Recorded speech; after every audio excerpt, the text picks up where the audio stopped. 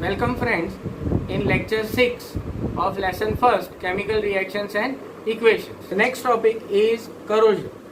Now what is corrosion? Corrosion is generally term used for metals itself only. Only the metals we are using the word proper as in corrosion, and the metals, as a definition we can say that the metals reacts with the substance from its surrounding. When the metal is exposed to the surrounding, as it is we called as an environment, three things generally I would say are responsible for corrosion. One is oxygen, moisture and acids.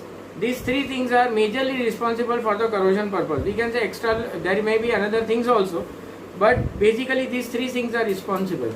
When there is lot of moisture in the surrounding and lot of oxygen in the surrounding, generally the iron as a metal, you see that the metal gets corroded. The metal is used word as in corroded, and the reaction is called as in corrosion.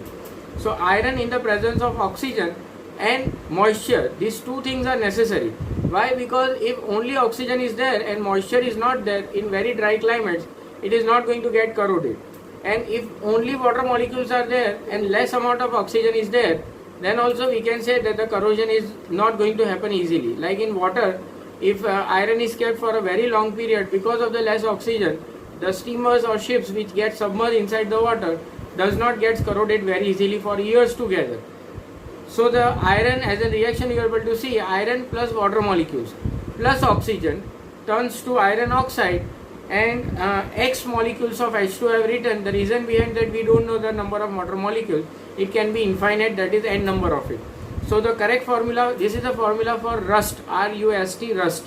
Rust is nothing but the brown color powder that you are visualizing in your surrounding, that iron has turned to a red color powder, is nothing but rust. The common formula for exam point of also, this particular formula can be asked, and this particular reaction can also be asked. So Fe2O3 dot XH2O is nothing but rust. This is a general formula.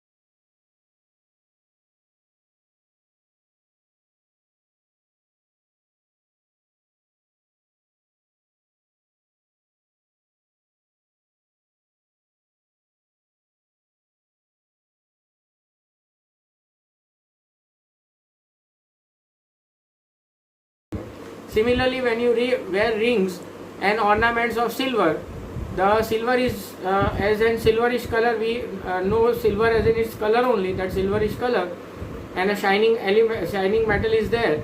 For a longer period, if you don't wear it and keep aside in your cupboards, this silver, the surrounding turns to a blackish color, and you have to wash it after that. So this blackish color silver is nothing but silver reacting in the presence of oxygen and moisture turns to silver oxide. So this silver oxide is nothing but black color powder which is been coated. The next is copper also, that is why we don't use copper for eating purpose, because copper reacting with water molecules and oxygen in the surrounding gets corroded to copper hydroxide generally. This is a greenish color substance. So this greenish color substance is quite poisonous. That's why you should not use utensils of copper in general. The reason is the same, that this copper develops the corrosion of this green color powder, which is extremely poisonous by its nature. We are not using these things for cooking purposes also.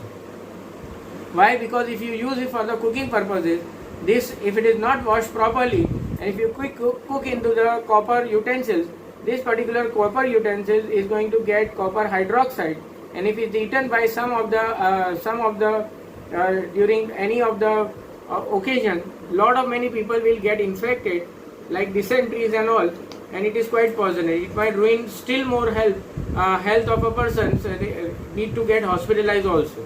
So you should take care for it. Generally people have a sense that you drink from the copper, you eat from the copper is healthy, but you see to it that it should not get corroded. A clean utensil of copper is okay, but if it is turned to a greenish substance surrounding anywhere, please don't use it. Right, so it damages a lot of many things. This corrosion is very harmful, not actually in the harmful for us as in human beings, because it takes lot of pain to take out the metals from the earth. Now these metals we are using it for different purposes, and it is again getting into the turn into form of its oxide, like iron oxide, like bridges are there, cars are there, car bodies are there. We are using lot many metals as machineries, right? Iron railways are there, lot many iron railways are there in our railway network. Ships, big ships are there. These particular things remains in water, in open in moisture and oxygen, so we can't help it out, and they are getting corroded. So to take care for this, lot many things can be used to control for it, but we are going to learn this corrosion into the next chapter itself also of chemistry. So we will preventive measures we are not going to learn at that particular time. So corrosion is nothing but a loss for us, so we need to take care for this. The second topic is in continuity is rancidity. Now what is rancidity? Rancidity is the same like corrosion, but that was for metals, this is for food. That the food material like fats and oil especially gets oxidized. Here the oxygen gets attached to that particular substances and turns to oxides of them, so that is called as a rancid material. So we should, before buying such kind of materials like milk, ghee and many of them, one should take care that it should not get rancidized before. That's why we take care in mithais and all when we buy, that once if they have used this rancid material, we should check the dates and smell it out. It should not have bad smells and all. So the what two things majorly changes is taste of the food and color of the food. So this is an taste and smell, especially smell is a more important thing, that you smell out. As ghee, you have a bad smell from it, so the smell makes you understand okay, this particular substance has got rancid and oxidized. A foul smell is coming to you, so we need to avoid it. Bad smell you can commonly say. So what to do for avoiding this oxidation of our food materials? Many of the types of things we have found out, like if you are having chips and food packets, we use nitrogen gas. So the nitrogen gas is used inside.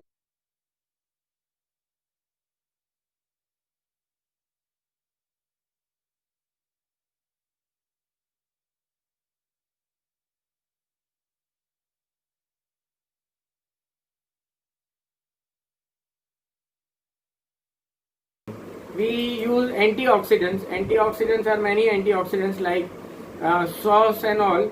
We pass sulfur dioxide gas. We use vinegar. So vinegars we are using, right? I would say a common example of making pickles, achar जो हम बनाते हैं. In household areas when we make pickles, we use vegetables, fruits like cherry and all, mango, common mangoes that we cut out and put it inside the container, and we keep this by keeping it the vinegar inside. So vinegar helps us not to get oxidized. So that particular mango can be eaten after 1 year also by making it ripen inside during the sunlight, and this oxidation is happening. So this particular antioxidants can be used. Secondly is that we can use airtight containers so that it can be tightened up so it does not get oxidized. Right, like Tupperware and all are being used. So if you cut the vegetables, if you are not needed at that particular time, you keep it into the airtight container, so it is not going to get oxidized and not going to get rancid. You can keep the cooked material also in the same manner. So for days together you can preserve it. So these are the few things that you can avoid rancidity of the material and keep it safe. Fine. So thank you for this. Up till here we have finished the entire lesson and covered almost all the topics, each and every of them, and backside the question answers given on the exercise side, you need to solve those question answers. Thank you.